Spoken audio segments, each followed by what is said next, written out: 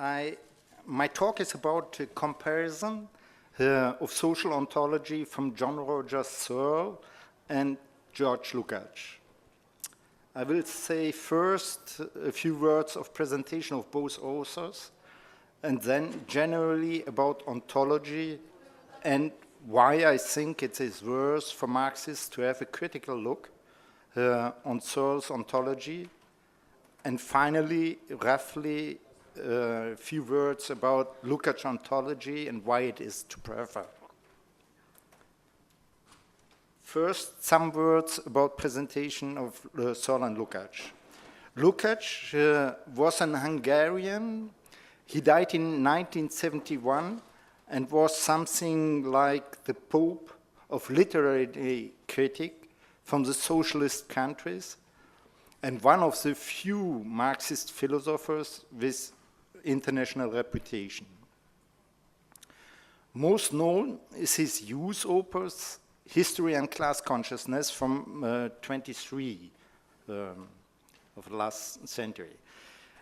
It has the merit to foster the subjective element for proletarian revolution against the fatalistic theories of Second International, from Kautsky and others, who thought we just have to wait that capitalism will collapse through economic crisis.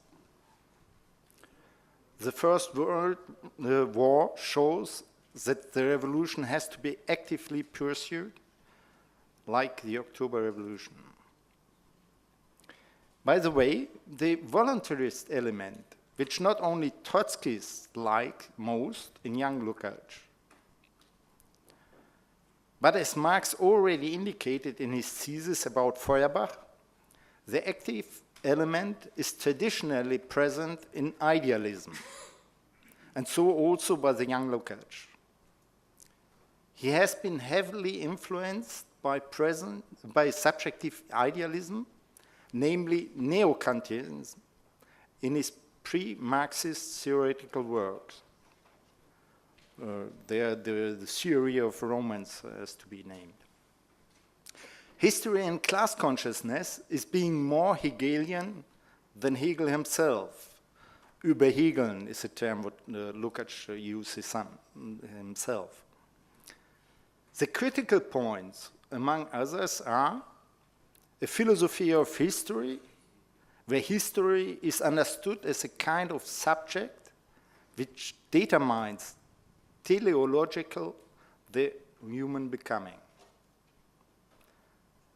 Another is the fantasy of the subject-object unity, or a collective class consciousness above and independent of individual people. The negation of an independent nature, and thus the negation of dialectics of nature, these and other errors of his Marxist apprenticeship phase criticized Lukács himself in his introduction to the Republication in 1967, which he reluctantly conceded because pirate copies of the book circulated anyhow.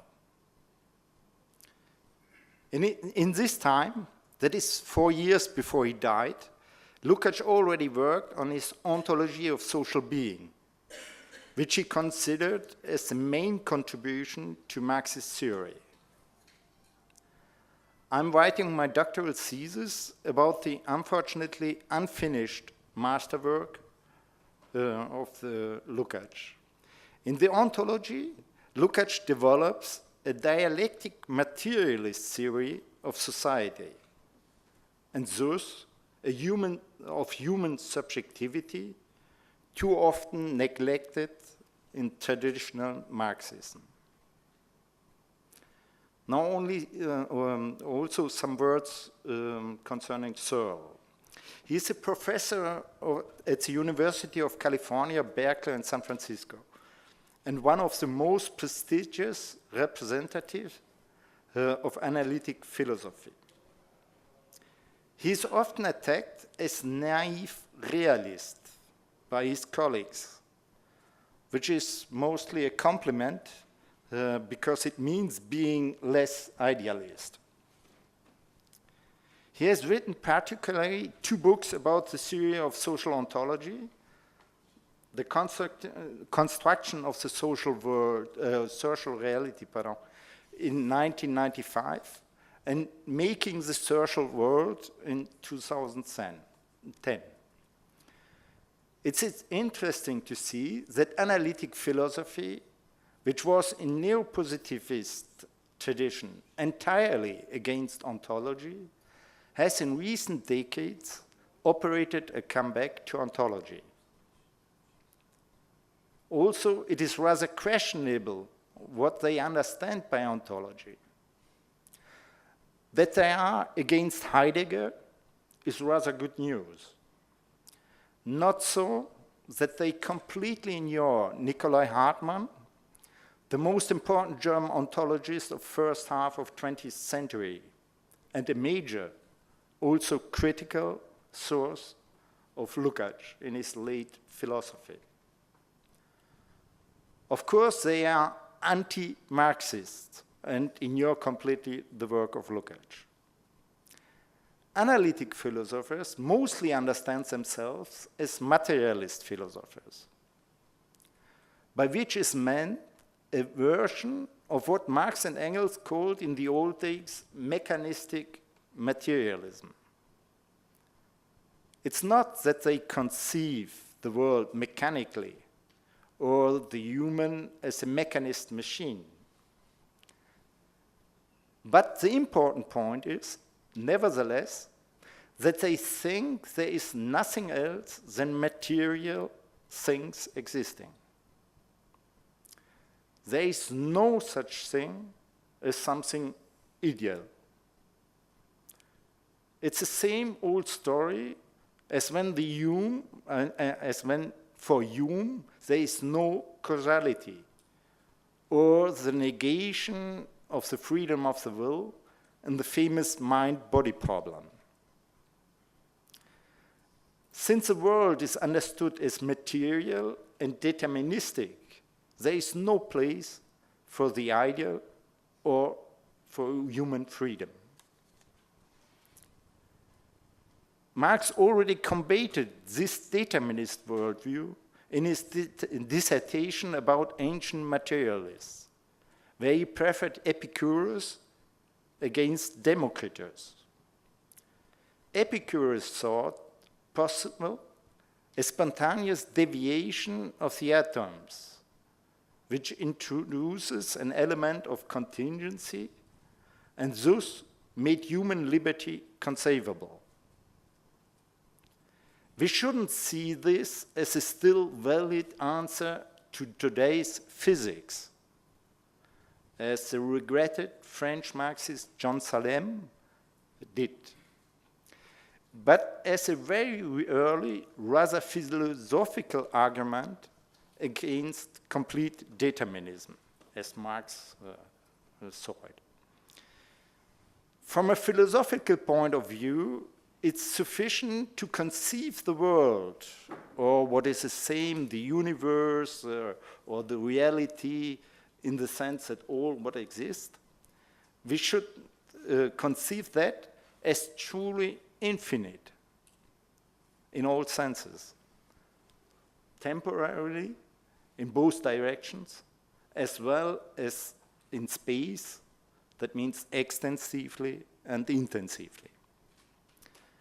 When causality goes along with an inevitable, then causality goes along with an inevitable element of contingency, so that structures, laws, etc., are never completely deterministic.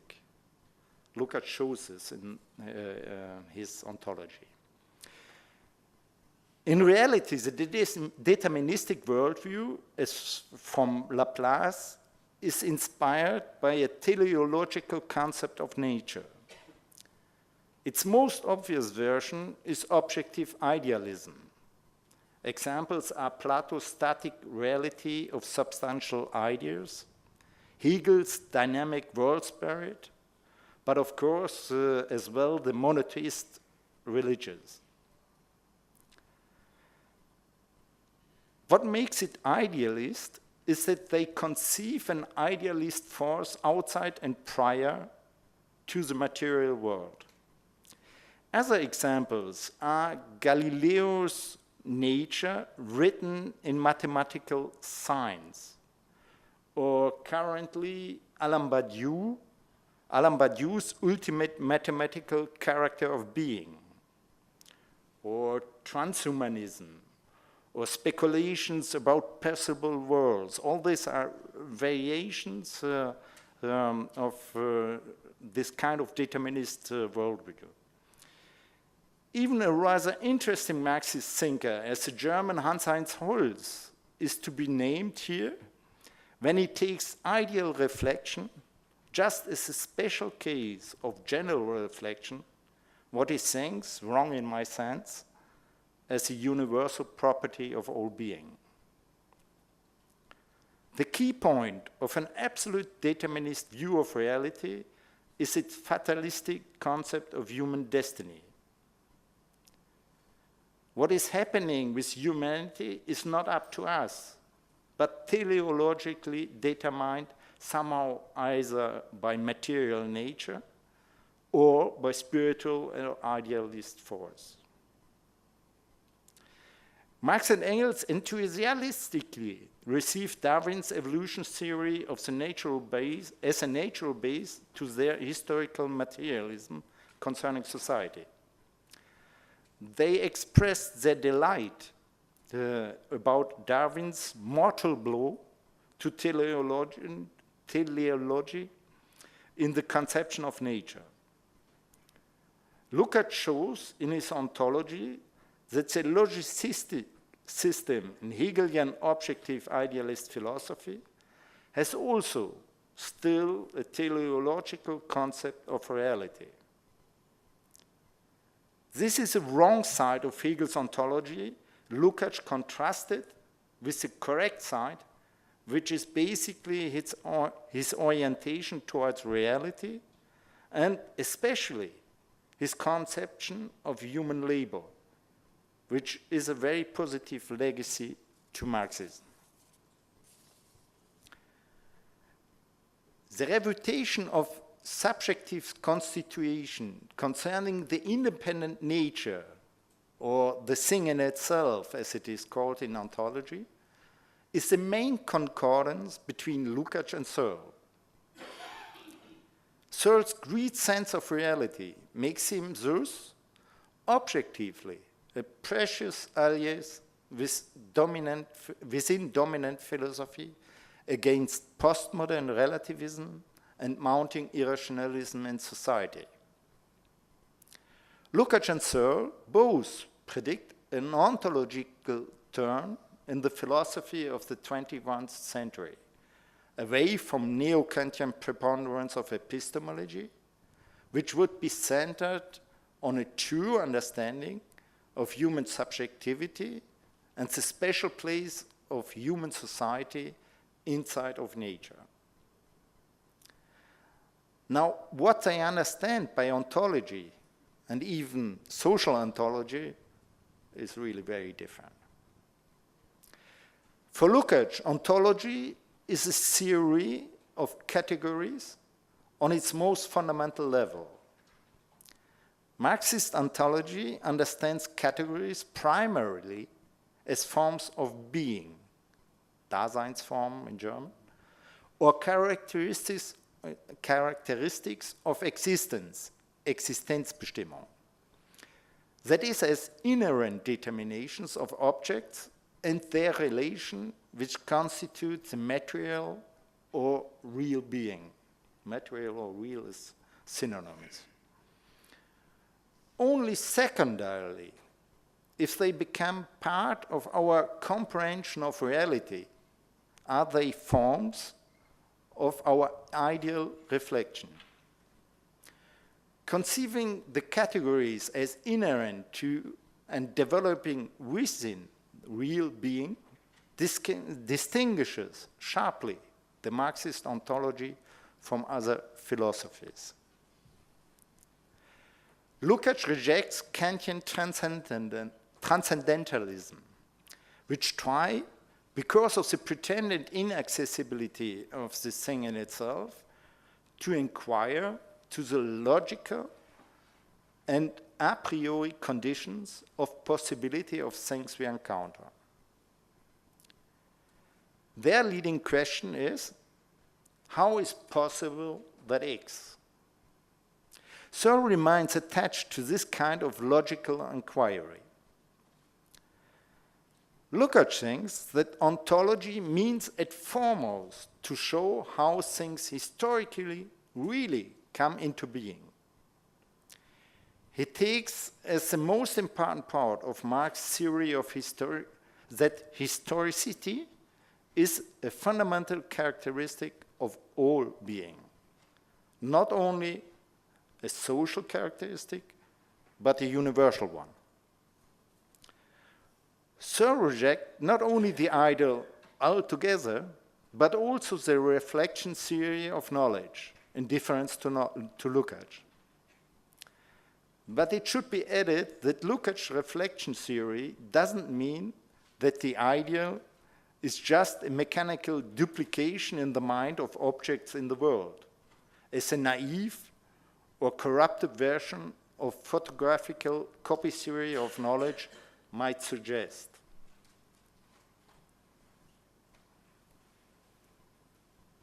This Lukács rejects explicitly.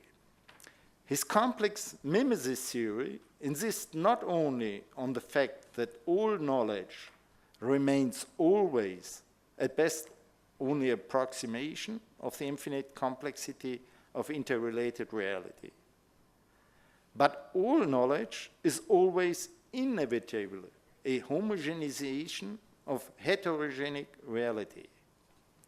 For example, mathematics is a very powerful ideal tool to apprehend in quantitatively homogenized way structural components of reality. Lukács' dialectical materialism endorsed Lenin's critique of the otherwise appreciated worker philosopher Joseph Dietzken, for whom thought is material.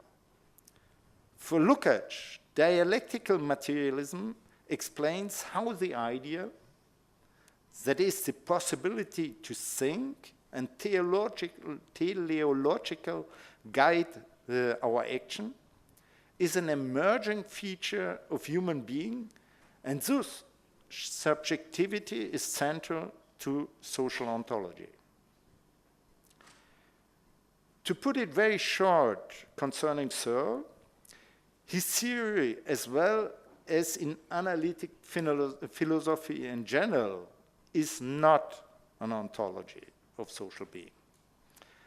They analyze language and thought and try to figure out the logical structure of it. Searle basically pretends that social reality, and especially institutional reality, exists because we dispose of language and could think and accept social institutions. Money is money because we think that it is and accept it as such. And of course, capitalist crises are existing just because of loss of confidence. This, we might say, subjectivist materialist theory is completely inept to explain the history of social being and how it is developing. For example, they can't explain why the first humans able to speak can't think of something as money, and by thinking it, creating it. For to explain social development, it is necessary to have an ontology, not a static, logical analysis. But even there is a useful idea in Searle's theory. That is, that thinking matters. Or as Lukács put it, the ideal, that is the thinking of humans, is not any longer epiphenomenal, as it is among animals. It's a common thoughtless saying that humankind is just a special animal among other special animals. As a proof is advanced that animals, especially great apes, are also using tools to achieve certain goals. But this shows only that there are pre-forms of labor existing among animals. They remain dominated by biological determination and have not radically changed the way of living of these animals. Completely different for humans, where labor becomes not only the dominant way of producing one's own means of subsistence, but permits the development of the human, including his capacity to think and to teleological guided action, language and communication included. Labor, in which humans confront their ideas with the resistance of first natural and more social reality, permits the accelerating progress of human society. No progress without practice criterion of truth. That's why labor is and remains the founding category of social being, and not language, as in analytic philosophy thought. For example, as well, Habermas and some others. This said, we have to acknowledge that language is very important in society, as Lukács shows at some length.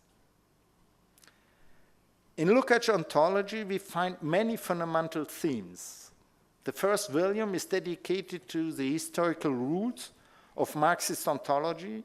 The second volume then addresses the main complexes of social ontology, namely labor as its founding category, and then reproduction, ideal, and the alienation. Of course, I can't resume the 1,500 pages of the two volumes here. Nevertheless, if I should say what is for me the most important point of Lukács' ontology, I would say this. Lukács helps us to understand the dialectics from human freedom and social constraints.